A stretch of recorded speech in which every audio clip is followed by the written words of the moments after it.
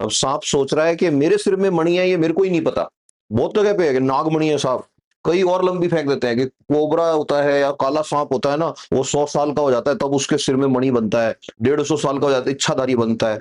Cobra की as ही 20 साल है भाई। अगर उसको जंगल में रखा है, 15 साल की एज होते ही सांप बूढ़ा हो गया, उसकी मूवमेंट स्लो हो गई, उसकी आंखें जो है ना उनपे किरेटिनाइजेशन हो जाएगा, उसको मोतियाबिंद हो जाएगा, और सांप फेको सर्जरी करा नहीं सकता। तो अब क्या होगा, आयुष्मान भारत में भी कवरेज नहीं मिल रहा उसको बेचारे को। तो स्नेक में क्या होता है कि कमजोर होते ही सांप को उसकी फैमिली वाले खा जाते हैं। तो 20 साल 25 साल तुमने लाके उसको अगर पिंजरे में रखा है, आज तक रिकॉर्ड जो है ना वही 30 साल 40 साल का है। पाइथन जो अजगर होता है उसका जरूर है 62 63 साल की होके मरी थी। 100 साल एज होती नहीं। अब फिर भी लोगों को लगता है कि सिर में पत्थर है। कई ऐसे मिल जाएंगे जो कहेंगे मैंने खरीदा है। अब खरीद तो कुछ भी सकते हो। कई ऐसे मिल जाएंगे जो कहेंगे कट लगाया और उसमें से पत्थर निकाला मेरे सामने। अब हुआ क्या है, बहुत सारे ऐसे केसेस पकड़े गए फ्रॉड लोग।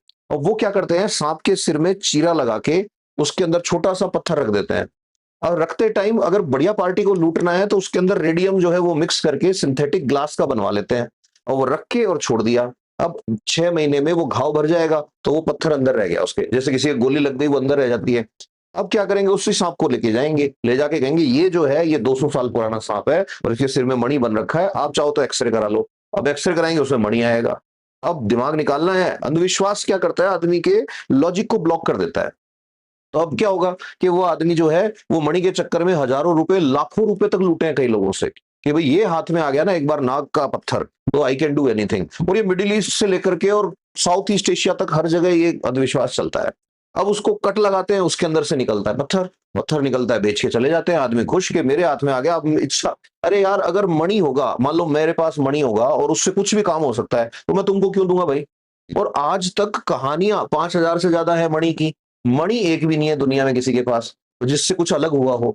अब जो बड़ा इंस्टीट्यूट है मद्रास के अंदर है, तो मेड्रास क्रोकोडाइल बैंक ट्रस्ट का है, हर्पेटोलॉजी का इंस्टीट्यूट है, तो वो रेप्टाइल्स की स्टडी करते हैं। तो वहां पे ऑफियोलॉजी का डिपार्टमेंट है। Ophiology is study of snakes. सांपों पे किसी को एमएससी करनी है, ophiology MSc in ophiology search करो, मिल जाएगा।